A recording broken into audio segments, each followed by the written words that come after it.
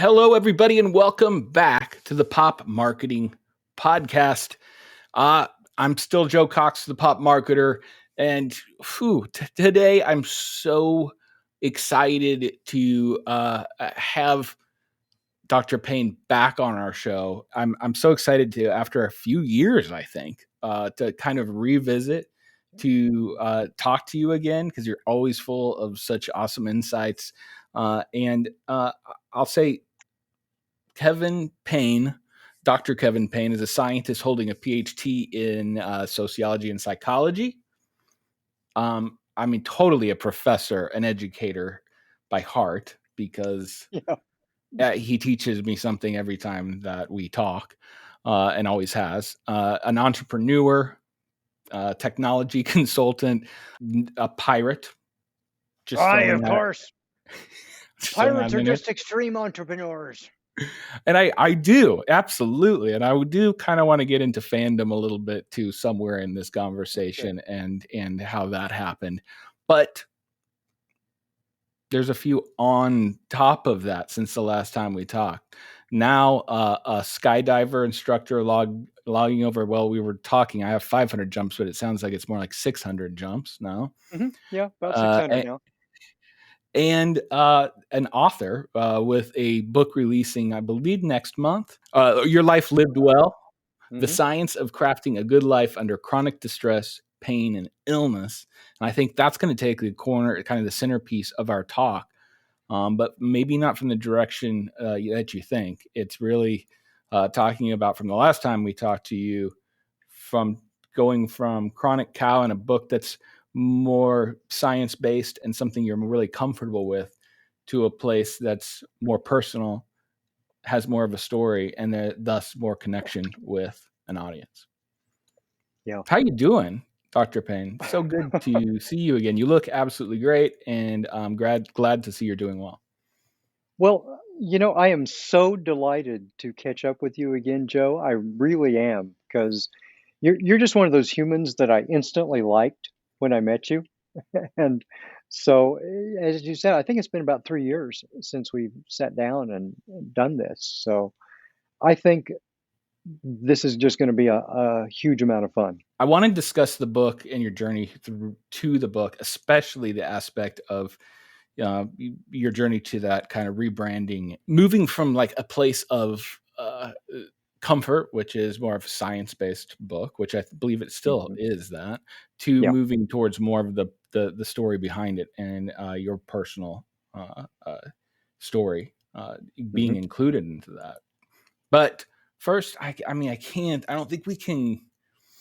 don't think I can go without asking you what your thoughts are on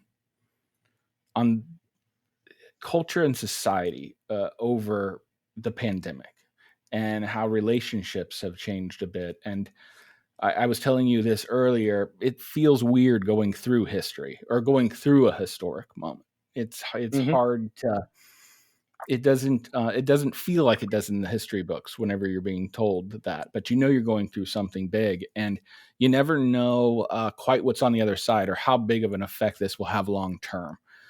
All the shifts that people have had over the last couple of years. And as a marketer, and somebody who wants to be able to bring those stories to life for an audience and gain awareness and attention, I'm really curious of what your thoughts are of people's kind of relationship with technology, with Zoom calls. How does this affect? How do you feel this has affected people's psyche? I think one of the best ways to frame it is we're living through the first draft of history right now. And that's why it doesn't feel like history that has already been digested and processed through our pop culture lens, because we haven't figured out exactly what the historical experience is going to be. And we're old enough to remember we've gone through a couple of these before in our lifetimes. For me, I was in college when the Berlin Wall fell, and when everything with our bipolar world between the United States and the Soviet Union just kind of fell apart. And living through it wasn't the way it is as we encounter it as a cultural product now. 9/11 is another wonderful example of this. When 9/11 happened, I was teaching college, and I sat there watching that like everyone else, and I knew the next day I was going to go into an auditorium full of hundreds of students, and they were going to be looking to me as the social behavioral science expert and want some kind of explanation for what was going on at that time. And now, in the last couple of years, I spent some time advising and consulting for a company that was working with the CDC to help understand and model what was going on with the spread of COVID. And so I was down in those data a fair amount when I Of wasn't course jumping you out of were. airplanes. Yeah. Of course, But yeah. and the very first thing I believe that has happened out of COVID is it took a lot of trends that were already happening in society and hit the gas on them. And we probably accelerated 10 years in the adoption of digital distributed technologies in our personal lives and in our professional lives just over the last, year and a half or so.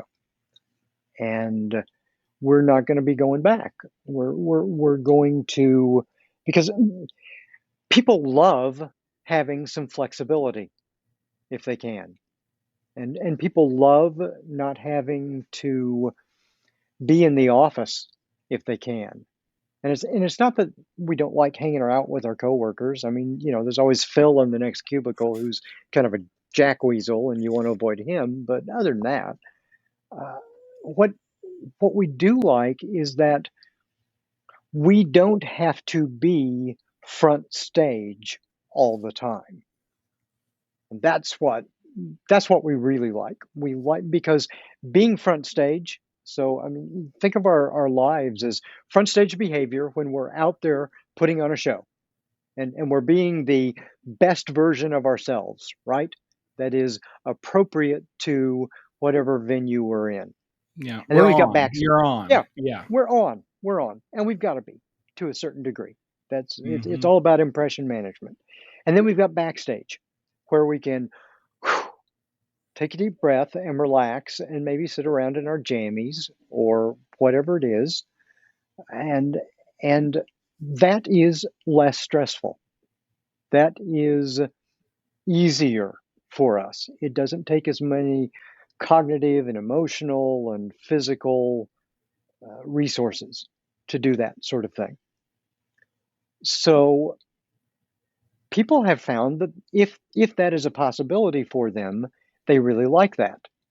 But on the other hand, what we're going to see is this is a new source of privilege that is manifesting in our society, because some of us have jobs that are privileged in that way, which will allow us to do in a more relaxed manner. And other people don't have jobs that they can do in that way. So this is huge. This is a huge new source of inequality that we're seeing get cemented into the way we do business. Yeah, I mean, there's so many things you said in that hit home too, of kind of that pressure of on stage and backstage. And Mhm. then you can really kind of tie some ties to why, we have kids that are doing that inside metaverse or like inside video games and being able to Mhm. kind of have that identity and go back and forth there too in an easier way. But I think Right. it's really interesting on messaging from what you had just said is your your point of view as a human is going to be very different whenever you like your Hmm. my experience is going to be very different as someone who is out in the world working Yeah.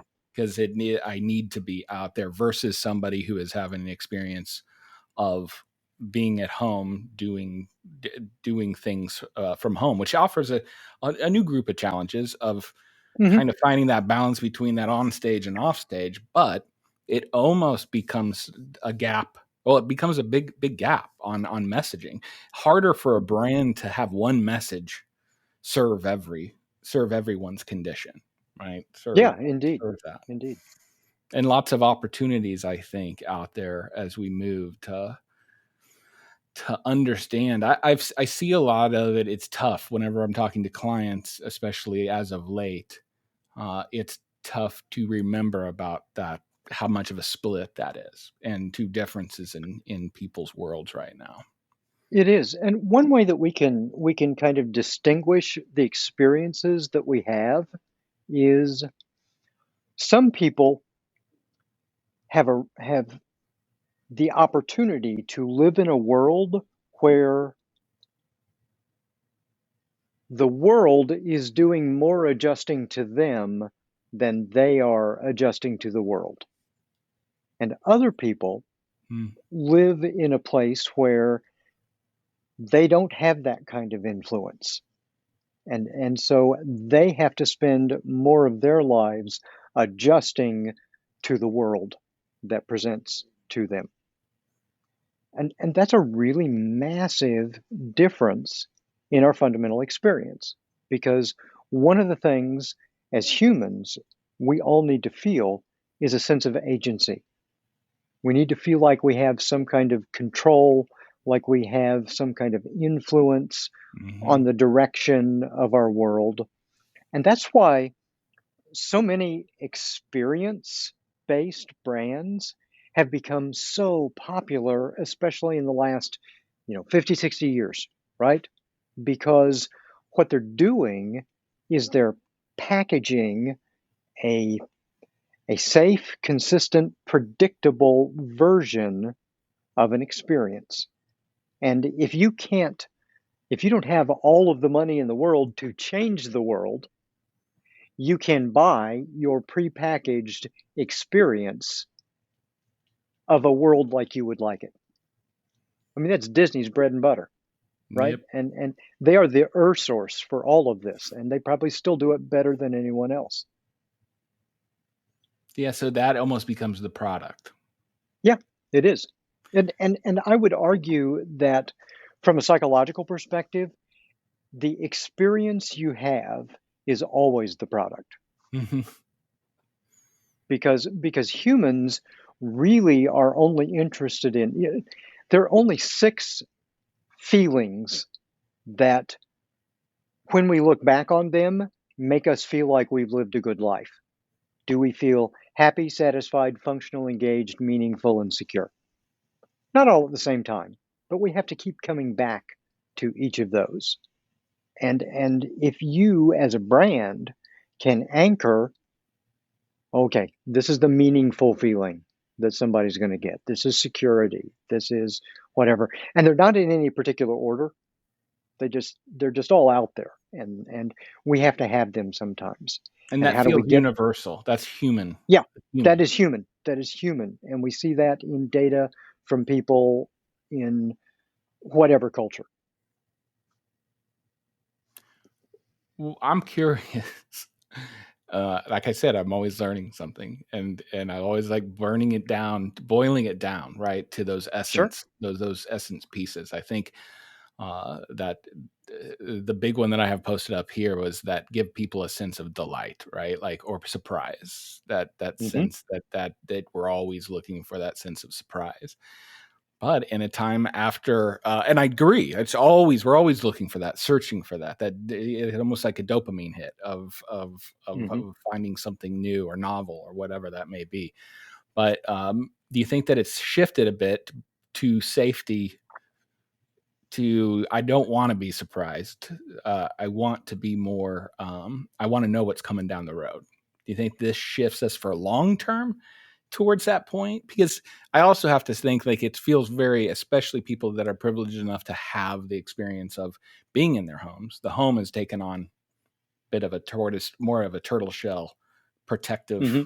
protective kind of aspect to it. Do you feel like that kind of messaging, is it kind of like the weather where that kind of works right now, especially with people feeling so uneasy about what tomorrow brings? I think it actually sharpens a demographic distinction in the population. Mm, So if you are less resource secure, and I don't mean just money, I mean social, cultural, every kind of resource, right? If you yeah. are less resource secure and you tend to have personality traits or dispositional traits that are more focused on safety, security, that sort of thing, then you are pushed further in that direction. If you're not, then no, surprise is still really good. And so let me link surprise to something to a concept I talk about in my book called the edge and see if this resonates with you. So the edge is a ratio. It's a ratio of how much demand is in front of us versus the capacity we can deliver at the Hmm. time. So if we have a lot of capacity and very little demand, we're bored. If the demand's a little higher, then now this is in the level of habit, right? Ritual. And now we're being challenged. As we get closer and closer, when our demand gets real close to what we can deliver, this is where we get those flow experiences that we crave. Everybody loves the flow experiences because they make us feel accomplished and in control, and we just kind of get in the groove, right? But then this is the danger with anybody who's providing a product, experience, whatever that is right at the edge here. Because if you miscalculate that at all, because this is humor, right? Humor is here. This is offended when suddenly it's more demand than you can deliver. And if it's a lot more demand than you can deliver, that's traumatic. So now if we're right here in this zone, these these experiences, that's pretty cool. But if somebody doesn't feel like they have a lot of capacity to deliver, then they're really going to want these safety kinds of experiences that reinforce that value because they don't feel like that value, that experience has been met enough for them lately. And so that is what they seek. That is Hmm. what they resonate Yeah. with. And really, I mean, I think what I flow is really interesting, and I love that idea of the edge because to me it feels more. Um, it's all about balance. It feels Hmm. very much about this balance, and I can really put almost any emotion I have on meeting that expectation Right. of that, meaning like if it doesn't meet an expectation, I feel this way, and mattering on how far apart that doesn't fit that expectation of where it's supposed to be. uh, an experience can, for one person, can be good, and for the other be, awful, Right. depending on where they are. And you're saying that flow is really where challenge meets where challenge meets your skill Hmm. or Right. where you're at. And we Because yeah, because what's actually going on here is your acute stress response is being tripped. And when your capacity is a little over the challenge in front of you, well, that's good stress. That's you stress. We need that to grow and learn and do all those good human things that we value. But when your capacity is a little lower, you fail. And that's bad stress. That's distress. mm, So if you are in your branding, now think about this. If if what I said earlier is true, that we're always selling an experience, then how your experience relates to this edge becomes really crucial, because you've seen marketing campaigns where it's just a miss, right? And they're trying to be edgy, they're trying to do it, and they just Hmm. miss, and it really screws up their brand, right? Well, they missed right here. It was just a little too much for the people to have the capacity to process. And so they felt offended. And so they felt, lost. They didn't like it. And that's what that kind of miss is. Now, on the other hand, if you've got a comfort experience that you're pushing, well, it's not going to trigger any capacity issues, but is this enough to motivate somebody to begin with? Because safety experiences are all about not moving. They're all about snuggling in on yourself, right? And so they're inherently not motivational. They don't move you, but they're exactly what we want if that's where we want to be right in that moment. So you're So, playing with different aspects. well, and that's where it gets. I think what it would be. You can't not see that there is, especially when you say from going from right there to a point of struggle meeting capacity to a place of offense, right? You Mhm. can start seeing pretty easily. We have different people at so many different places amongst this spectrum. Right. Why one message can be completely fine to one person in their perspective, yet instantly offensive, and why for brands especially, or instantly offensive to someone else.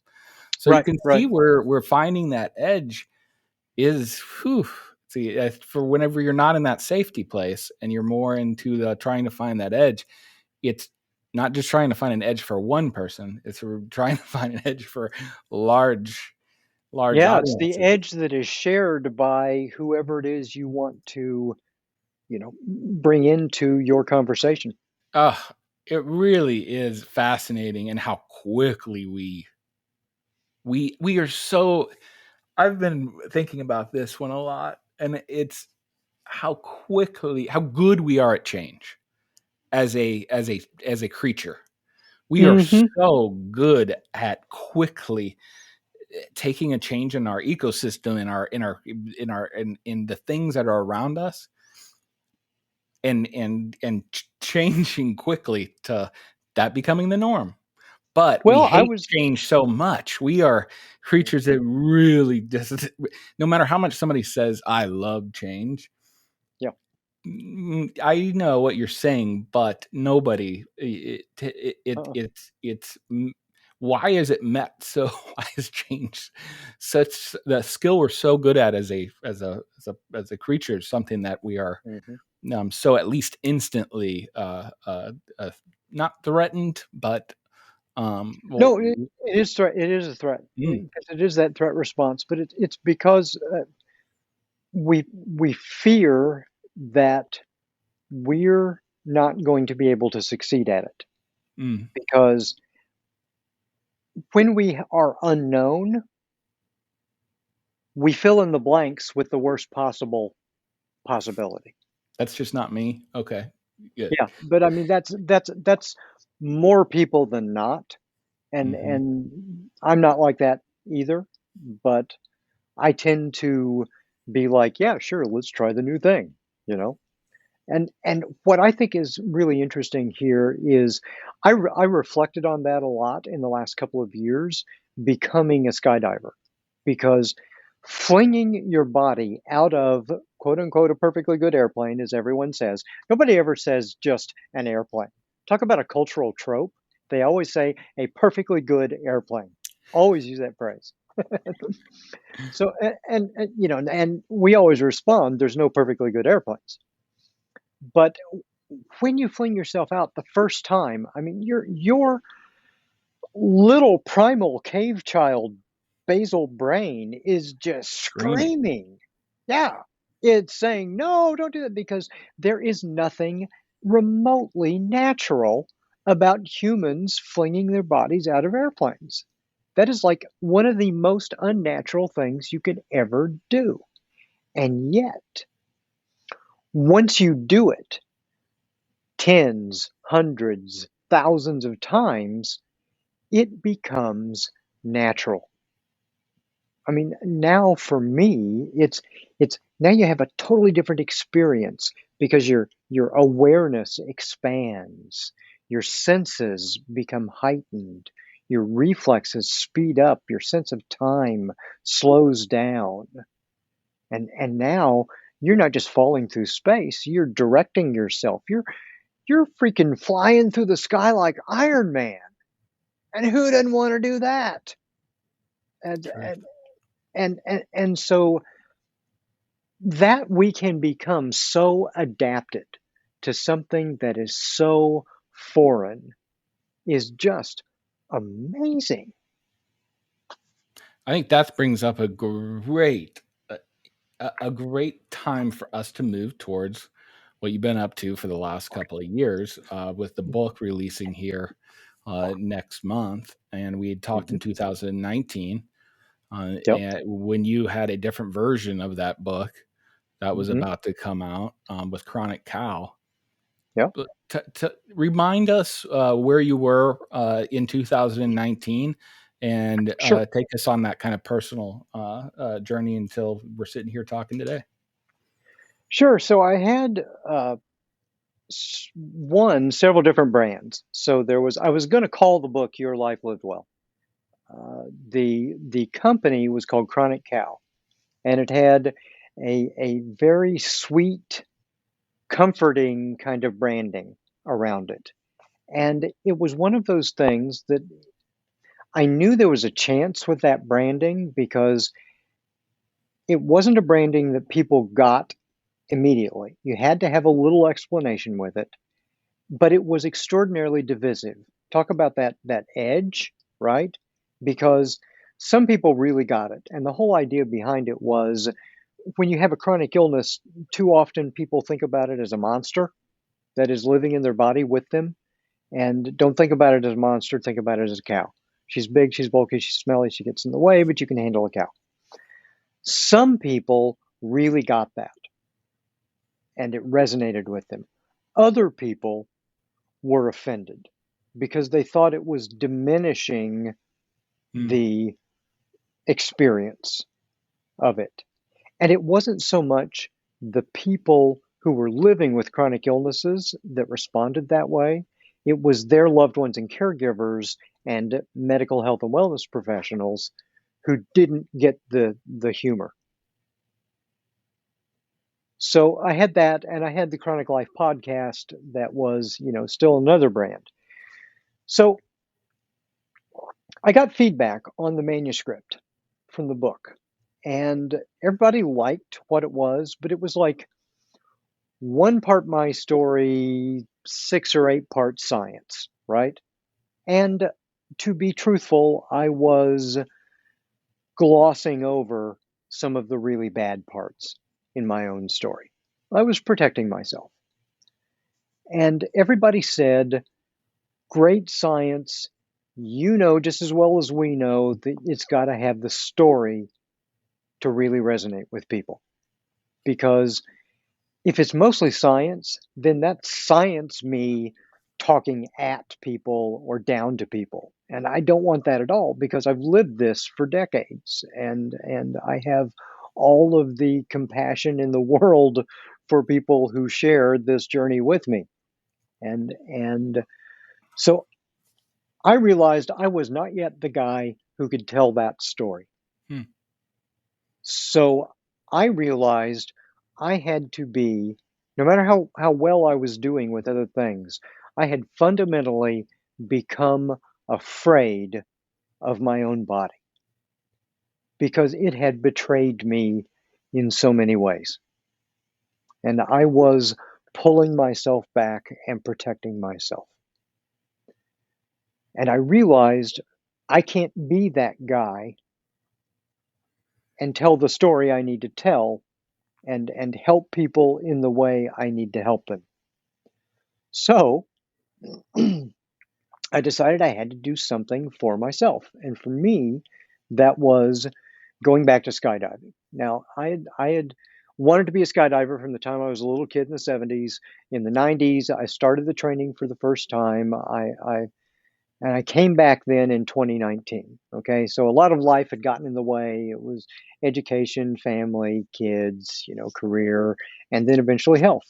And one day when I was out mowing the lawn and overheated myself and had a nasty attack from my MS and ended up paralyzed, passed out from the pain on the front lawn.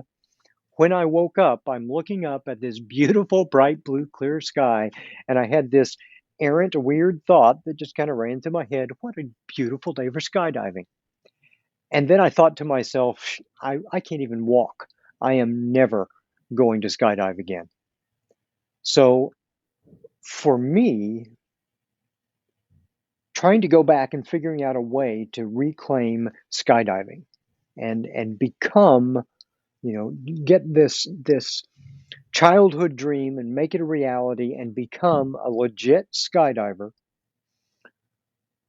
That was a thing that I wanted to do for myself. And it was a big challenge for myself, but there was no practical reason for it. It was just, there's just so much joy and accomplishment doing this.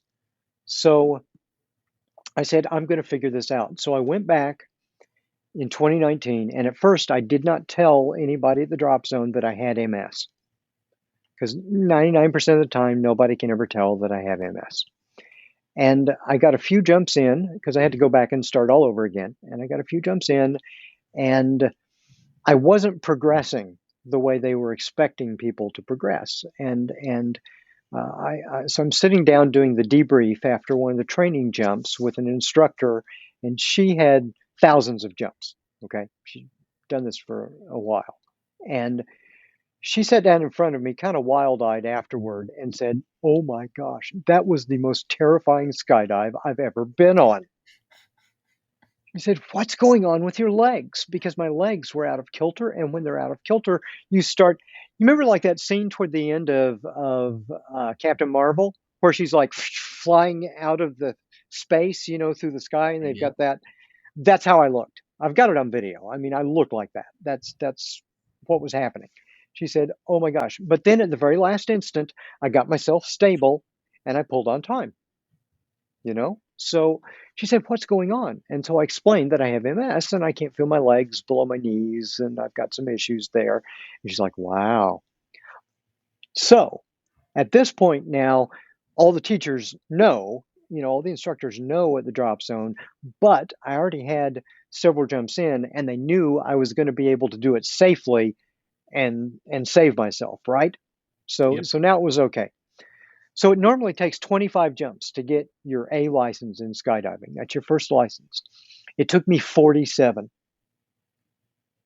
And I had to do a lot of extra work at the vertical wind tunnel with somebody there holding onto my legs saying, this is exactly how they need to be. And, I had to learn how to stand up a landing even when I can't feel my legs and that sort of thing. So, I mean, it was a lot of stuff to figure out. So in 19, I logged about 140 jumps or so. And Wow. and I wanted to get to 500 because 500 is kind of a magic number in skydiving. That's where you are eligible for all of the licenses. They're A through D. That's where you're eligible for professional ratings. So you can become an instructor, you can get your pro rating and learn to land in stadiums. I got my coach rating on the way.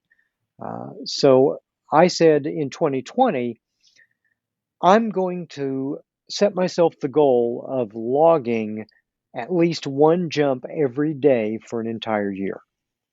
And I managed to log 370 in 2020.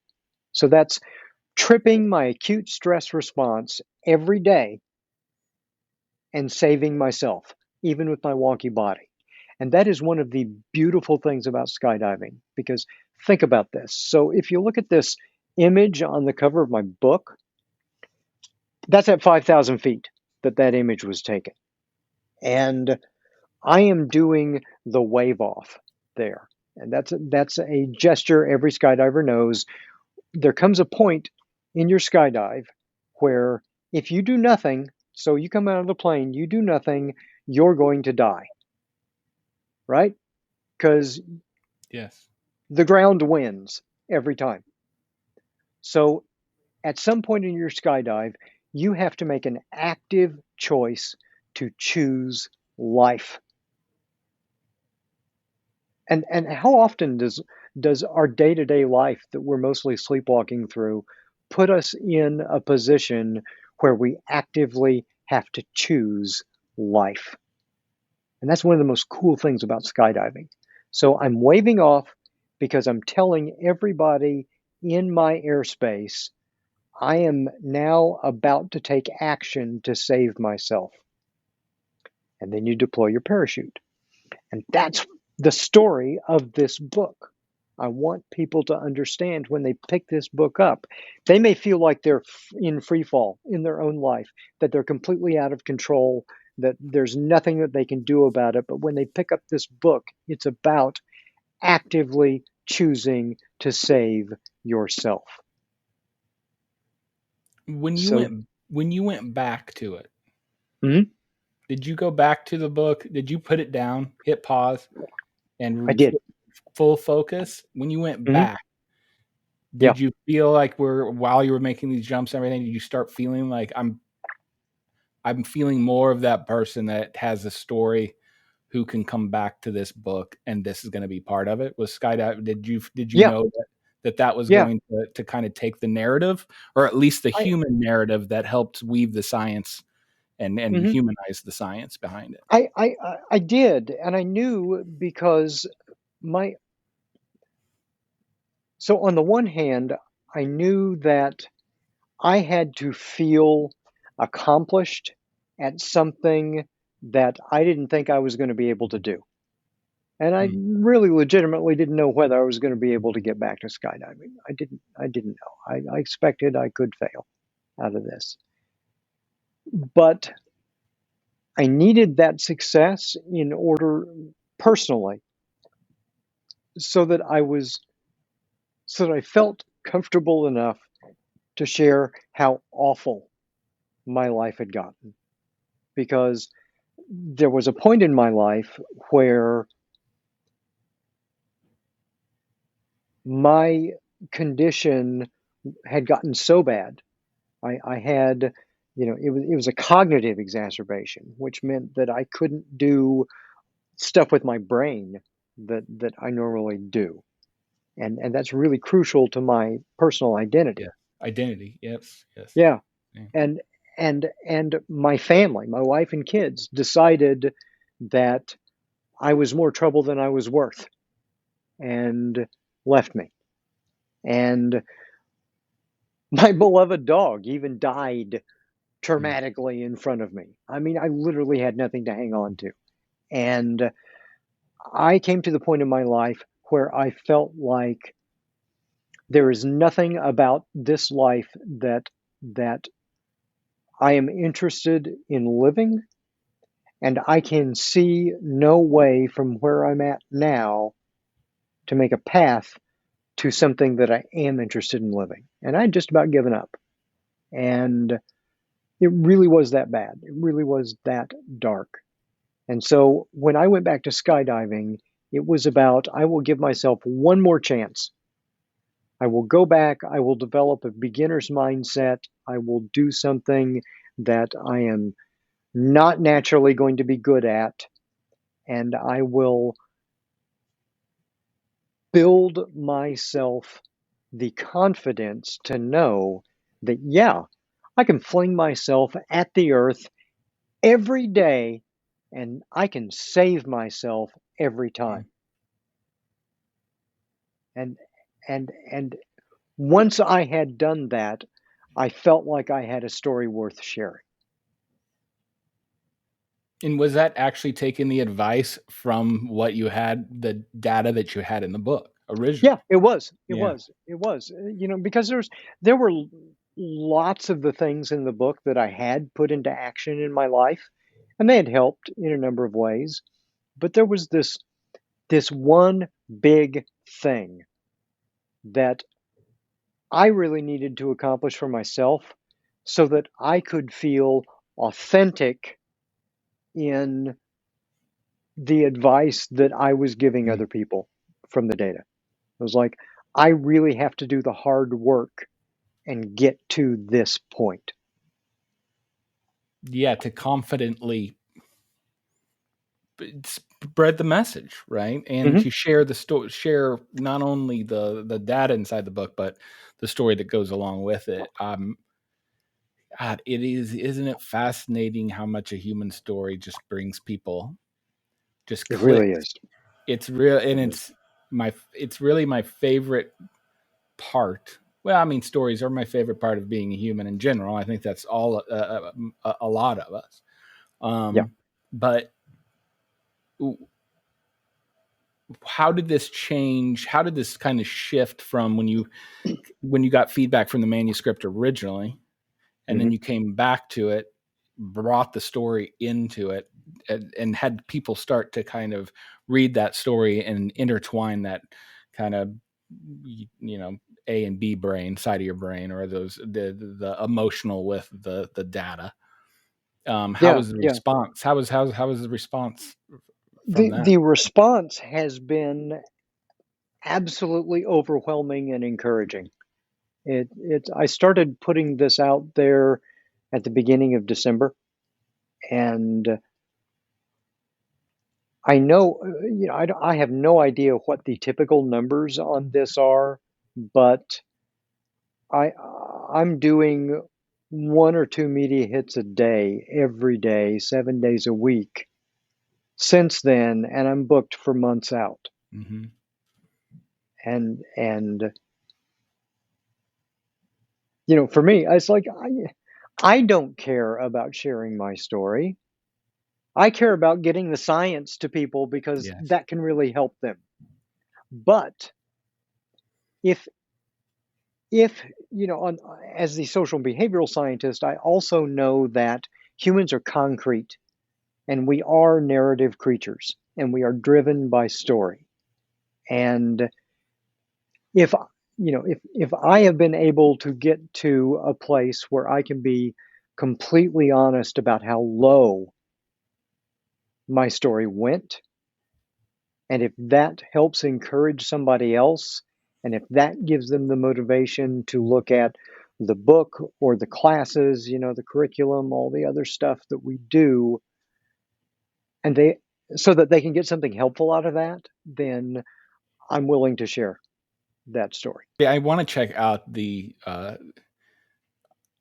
kind of the uh, personification of some of the marketing you're doing. I want to check out the video and the idea Uh-huh. you had for that. I'm Dr. Kevin Payne. Just jump with me into your life lived well. Half of us now live with chronic illness. Mine is multiple sclerosis. It's your life. Live it well. A chronic diagnosis doesn't mean goodbye to the good life you wanted. You don't have to feel overwhelmed or hopeless. I'll show you how to save yourself. Take your first step at justjump.life. You said it from the very beginning, and it's so funny how, as a human, all I needed was your experiences are so different than Hmm. mine, but all I needed was an origin story of how skydiving becomes that decision to live or to not. And it's Hmm. something so unnatural to the millions of years of evolution in our brain to do something like that, and how that can help Yep. jumpstart and kick. And now I have never skydived, and I don't think I will. But I immediately now am connected, and I understand it. Hmm. Nor do I have a chronic, illness. Right. But yeah, of course, have them in my family, and friends. But Hmm. now I'm connected, and I'm vibing, right? Like it clicks instantly. So, what gave you the idea to use? I mean, I guess that's where the idea came from. How did you even pull it off? How do you video? That took, well, there are a couple things. Like, even if people have not skydived, it still is a really powerful trope in our culture. The idea of human flight is a really powerful trope, and that's attention getting. People really resonate with that. All of our language about, I'm still going to fly, right? Yes. So it is powerful metaphorically on that level. It's also powerful metaphorically because for many people, the idea of skydiving is kind of terrifying, and you feel out of control, and you get that, and that is an immediate one-to-one comparison with life with a chronic illness. Mm. You get a diagnosis like that, and you can feel like Free the fall. entire floor has dropped out from under you. It's also a powerful metaphor in another way, and that is, if I try to fight the wind and the gravity, I'm going to lose every time. But if I become more aware, if I become more connected, if I learn to work with those forces that are so big and overwhelming in my life, I can influence and I can still get what I want, a safe landing. And that's a really important metaphor as well. So just from a story perspective on like my personal level, no, most people are not going to go jump out of a plane. However, the point still holds that if I can go back and get something that I wanted, that I valued a lot out of my life, thought I'd lost, other people have their version of that. And so it works on my story level, but it also works on those metaphorical levels, and it's really visually engaging. So how do we do that? It took 8 jumps over 6 weeks because we had to get the weather just right, and because we're filming it at the magic hour, because I wanted the beautiful look, Yep. and Golden hour. and so it had to be magic hour with the right kind of clouds. So every time there was a day, it was like, okay, we go up. I had 3 different cameramen doing different shots on this stuff, and I knew that there were certain things that I wanted in the way the video. Well, so I storyboarded it out, and I said, this is what we want. And I knew I wanted the shot with me talking to the audience on the tight frame, and then that suddenly pulling out and me, in one shot, no cuts, exiting the airplane. Yeah. Because that really drives it home. There's no fakery here. This is a real thing. This is, and that gets your attention right there. And then we had that next shot where I fall into the frame like Wile E. Coyote. And I really wanted that look because I do. I just fall right into frame like Wile E. Coyote and then approach the camera and I deliver a line. And that's purposefully humorous. That's humorous in 2 ways. It's one, I'm Wile E. Coyote, but 2, I come right to the camera and I deliver a line. And that's like a skydiving joke because you can't really talk in free fall. Right. But Like in underwater movies, or on right, in the sky. right. There is noise. There is Right. It your is it free is fall. loud. Go 120 miles an hour Right. down the freeway and stick your head out the window. That's And it. and that's what you're in. Yeah. So I put that in there because for the people who know, that's an in joke. That Right. that we're having fun with this. And then I do the somersault and I flip over into, because what I wanted to implicitly demonstrate was I'm not just falling, I'm making choices about what I'm doing. So I flip over onto my back, I'm relaxing in the sky, going across, and I flip back over and I deploy my parachute. And so the one thing that changed, we actually shot 3 or 4 different cuts of that part of it. And there's a version of this where I'm doing a lot more acrobatic maneuvers. And the feedback we got on that was that was just too much. That was too scary. That was you were starting to get above that edge. Yeah. exactly.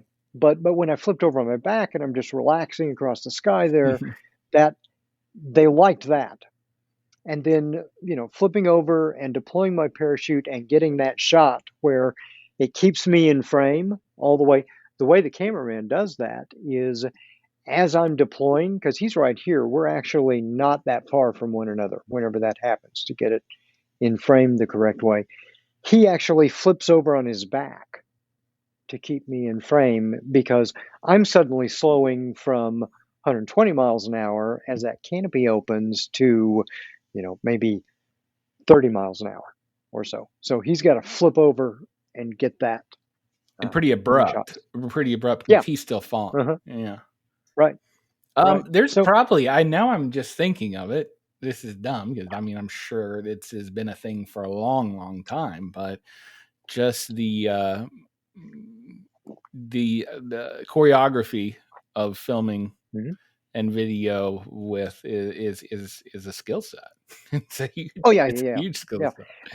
And it's one of those things that I really like to do now. Yeah. Now that I've become, because you have to have a couple hundred jumps before you're allowed to jump a camera to begin with, and then it takes a lot of practice. But people tell me they really like the video that I get of people, and I like shooting free fall video. It's a lot of fun.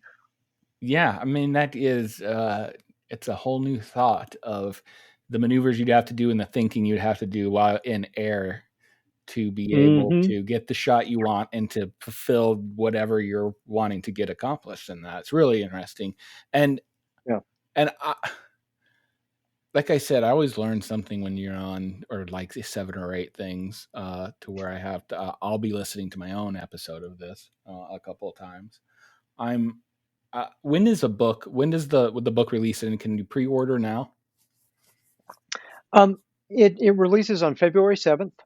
And we will make ordering information available before that, but it's not quite up there yet. I'll have show notes. I'll have links in the show notes for everybody on that. And cool. The other thing I wanted to say is, but they can also, before you said, but they can also get 100 pages free right now on yourlifelivedwell.co. I'll link directly to that in the post as well. Yeah.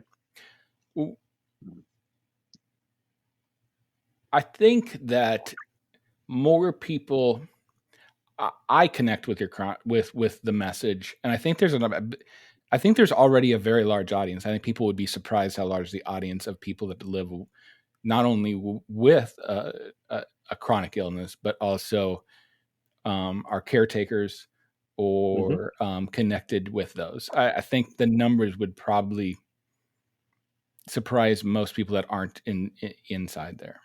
Well, over 50% of all Americans now have at least one chronic health diagnosis. 18% of us have 5 or more chronic diagnoses. Multiple. I understand. Yeah. So, wow. If you don't have one, you care about somebody who does. I think even the last time we spoke, it would be a book that I would say you should pick up, no matter if you feel like you have it or connected to it or not. But I connected with it really easily through, my journey of just ADHD. The idea of something in something, once I decided that it wasn't something that was going to cure. Once I got there and said, he's along for the ride. There is no, because I was so still. Nobody had ever told me and put it into a perspective as chronic, or that it was in that way. It was, medicate, but and somehow you feel like medicine equals cure. But for me, that journey was, it shifted completely the way I behaved by just putting it in another place in my head of, this is not a fix situation. Yeah. And that's the first chapter of my book.